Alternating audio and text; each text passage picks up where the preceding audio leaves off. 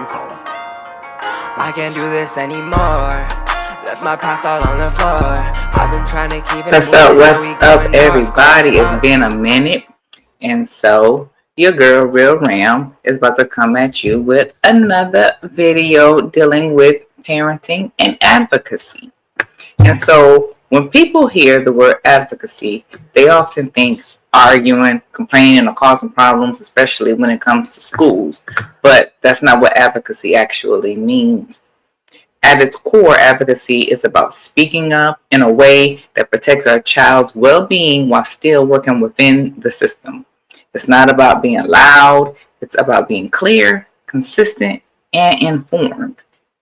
So I really want to know, how do you advocate for your child? What does that look like in your home, in school spaces, and with other systems? So for me, advocacy looks a little bit different, especially nowadays where I have these older kids versus these younger kids. It looks a little bit different. It's about trust with administration, or at least transparency when trust isn't there. It's about standards being fair and equally enforced. It's about communication going both ways, not just when there is a problem. And if y'all been watching, y'all already know I did a video about that. So I also believe that children should be able to socialize, learn, and be themselves while still feeling safe. Safety isn't just physical, it's about emotional too.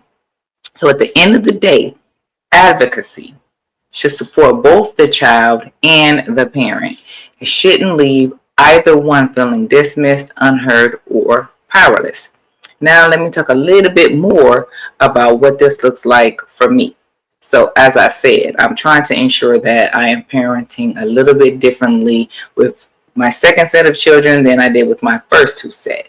And so, of course, advocacy back then, what I used to do, I would be calling the school, being up to the school, emailing the school, or whatever, and I don't know, maybe making a scene. I don't know. I don't think in person I was making a scene, but definitely it's a lot of emails and phone calls. But today, now, as I am trying to advocate for my children, I'm doing more of the same, but I have definitely, I have been on the PTO for years on end. I am always communicating with the other PTO, now that I'm not on PTO now, but I'm communicating with what they call the HSA. I communicate with the teachers. I communicate with the principals. But however, when something happens and I'm not happy about, this is what I would like to know. Do you all think that it is best to just let your child stay where they are and just let things be and ride it out? That's what I did with my first two children. If my older kid had an issue but the younger one did not, we just we stuck through it, because it's like, okay, well, we're not going to be here much longer. We already know that. But now that, both my husband is retired and I'm out and we're stable, we're not going anywhere.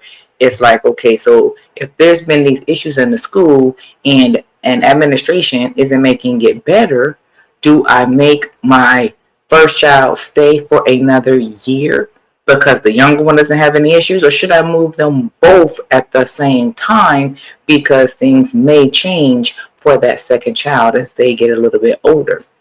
What would you do?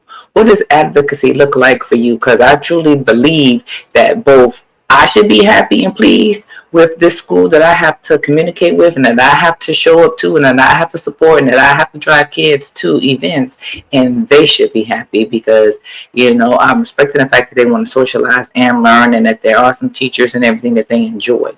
So what does you think this looks like, and what would be your best approach? Those who have been definitely trying to parent differently, let me know.